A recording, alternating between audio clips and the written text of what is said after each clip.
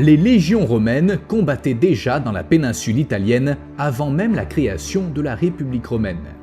Elles étaient des combattants courageux et féroces sur les champs de bataille de l'Antiquité. Mais en 107 avant Jésus-Christ, le célèbre général romain Caius Marius procéda à plusieurs réformes qui firent des légions romaines la meilleure force de combat du monde antique. Caius Marius était un important politicien et général romain de la fin de la République romaine. Il fut consul à 3 reprises et joua un rôle important dans la lutte contre les invasions barbares et la défense de l'Empire romain. Mais il fut surtout connu pour ses réformes militaires qui améliorèrent l'organisation et l'efficacité des légions romaines. Avant la réforme de Marius, les légions étaient peu organisées. L'armée n'était pas permanente et était formée par des citoyens romains qui utilisaient leurs propres ressources pour acheter l'équipement nécessaire pour combattre les ennemis de Rome. La formation et la discipline de ces légions étaient limitées car elles retournaient à la vie civile à la fin d'une campagne militaire. Les rangs supérieurs de la carrière militaire étaient réservés à ceux qui avaient des contacts politiques. La méritocratie était rare. Mais Marius avait l'intention de laisser derrière lui cette armée obsolète en se lançant dans une grande réforme pour moderniser les légions. Sa réforme créa une armée permanente. Les légionnaires étaient désormais recrutés pour un service permanent et non plus seulement en temps de guerre comme c'était la coutume dans le monde antique. La structure de recrutement était plus stricte, basée sur l'âge, la santé et les compétences. Marius établit également des équipements standardisés, notamment des boucliers, des épées et des armures afin d'améliorer la cohésion et l'efficacité des unités. La mise en place d'un entretien rigoureux des équipements militaires constitua un changement important opéré par Marius. Ce programme comprenait des contrôles réguliers de l'équipement afin d'identifier tous les problèmes avant qu'ils n'altèrent les performances au combat. En outre, les pièces endommagées ou usées étaient remplacées rapidement afin de garantir que les légions aient toujours accès à un équipement de combat de haute qualité. Un entretien rigoureux comprenait également l'accumulation de stocks de pièces de rechange afin que les légions puissent être équipées rapidement en cas d'urgence. Ce changement était essentiel pour que les légions puissent continuer à accomplir leurs tâches efficacement quelles que soient les conditions météorologiques ou autres difficultés. Marius créa des unités spécialisées pour remplir des tâches spécifiques, comme les archers, les lanceurs de javelots et l'infanterie lourde. Cette réorganisation en unités spécialisées permit aux légions romaines d'être plus efficaces et plus souples au combat. Chaque unité pouvait être utilisée plus efficacement en fonction de sa spécialisation. Un autre avantage de la réorganisation permit au commandant de mieux évaluer et gérer les performances de chaque unité. Cela offrait une allocation plus efficace des ressources et des possibilités d'améliorer le rendement et la formation militaire. Avant les réformes, les légions romaines étaient commandées par des tribuns militaires élus, chacun responsable d'un petit groupe de soldats. Marius modifia ce système en établissant une hiérarchie de commandement claire, les officiers supérieurs étant chargés de commander des groupes de soldats plus importants. Cela permettait de transmettre les ordres plus efficacement et de prendre des décisions stratégiques plus rapidement et plus efficacement. La structure de commandement centralisée permit au commandant d'avoir une perspective plus large de la situation sur le champ de bataille et de prendre des décisions plus éclairées. La création de programmes de formation pour les officiers était un élément crucial de la réforme des légions romaines par Marius. L'objectif de ces programmes était de s'assurer que les officiers avaient la capacité de diriger efficacement les légions sur le champ de bataille. La formation comprenait des cours sur la stratégie, les tactiques de combat, la logistique, le renseignement et le leadership. Les officiers simulaient également des batailles pour tester leurs propres compétences et pour les préparer à des situations réelles. Ces programmes de formation contribuèrent à améliorer l'efficacité et la capacité de combat des légions romaines, un facteur important dans le succès de nombreuses campagnes militaires. Les conscrits subissaient également un entraînement rigoureux. Auparavant, la formation militaire dans les légions romaines était limitée et incohérente.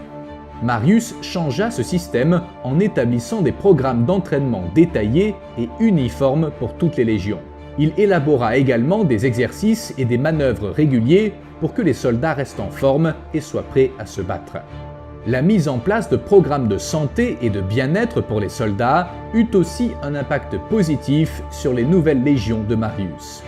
Ces programmes furent destinés à améliorer la santé et la forme physique des soldats afin de les rendre aptes au combat à tout moment.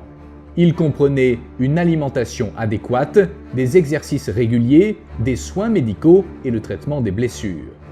Ces programmes contenaient également des mesures de prévention des maladies, comme la construction d'installations de bains et la fourniture d'eau potable.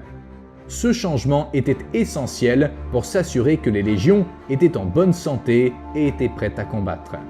L'adoption d'une structure logistique plus sophistiquée était essentielle à la modernisation des légions romaines. Ce changement visait à assurer un soutien efficace et effectif au transport des fournitures et des troupes pendant les campagnes militaires. Cela entraîna la mise en place d'un réseau routier sécurisé, la construction d'installations de stockage de fournitures, l'établissement d'une force de transport efficace et la mise en œuvre de systèmes de communication avancés. En plus d'assurer une structure logistique plus complexe, des mesures furent également mises en place pour garantir la sécurité des approvisionnements, comme l'escorte des convois par des unités militaires. Cette structure permettait aux légions romaines de se déplacer rapidement là où on avait le plus besoin d'elles, garantissant ainsi l'accès aux fournitures et aux ressources dont elles avaient besoin pour mener à bien leur campagne militaire. Une structure d'intelligentsia plus avancée fut également l'un des objectifs des réformes de Marius. L'objectif était de fournir aux légions des informations précises et actualisées sur l'ennemi. Cela impliquait la création d'unités spécialisées de l'intelligentsia, de systèmes de communication sécurisés pour l'échange d'informations, l'utilisation d'espions et de missions de reconnaissance. Des mesures furent également prises pour protéger les informations recueillies, comme le cryptage des messages et la protection des sources de confiance. Ces données de l'intelligentsia permettraient aux légions romaines d'avoir un avantage sur l'ennemi. Un énorme changement fut apporté à la structure disciplinaire des légions, garantissant que les soldats suivaient les règles et règlements établis et adoptaient une conduite correcte pendant les campagnes militaires. Cela incluait des punitions sévères pour les infractions graves telles que la désertion ou la désobéissance aux supérieurs. Ces infractions pouvaient même être punies de la peine de mort. Le nouveau système disciplinaire établissait également une structure hiérarchique claire dans les légions, permettant aux supérieurs d'exercer un plus grand contrôle sur les subordonnés. La rigidité de la nouvelle structure disciplinaire encourageait ou contraignait les soldats à se comporter de manière plus appropriée, améliorant ainsi la discipline des troupes. Un autre point important des réformes de Marius fut la création d'une structure de promotion méritocratique dans les légions romaines.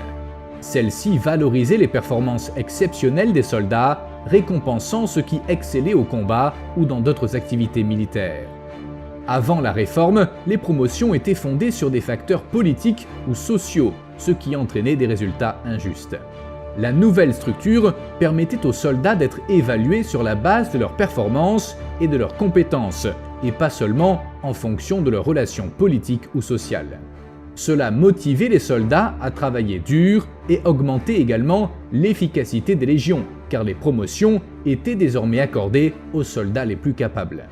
Bien sûr, l'influence politique ne cessa pas de jouer un rôle dans les promotions. Le fait d'avoir un certain nom de famille permettait aux militaires de monter plus facilement dans la carrière. Les réformes de Caius Marius furent décisives pour le succès militaire et politique de la République romaine. Ces changements permirent de créer des légions plus organisées et plus efficaces, et les généraux romains réussirent leur campagne militaire en contrôlant leurs conquêtes. En outre, les réformes de Marius renforcèrent également le pouvoir politique des généraux, leur permettant de gagner en prestige et en influence dans la société romaine. Les réformes eurent un impact durable et purent permettre aux légions romaines d'atteindre les extrémités du monde connu, aidant les légionnaires à combattre plus efficacement pour la gloire de Rome.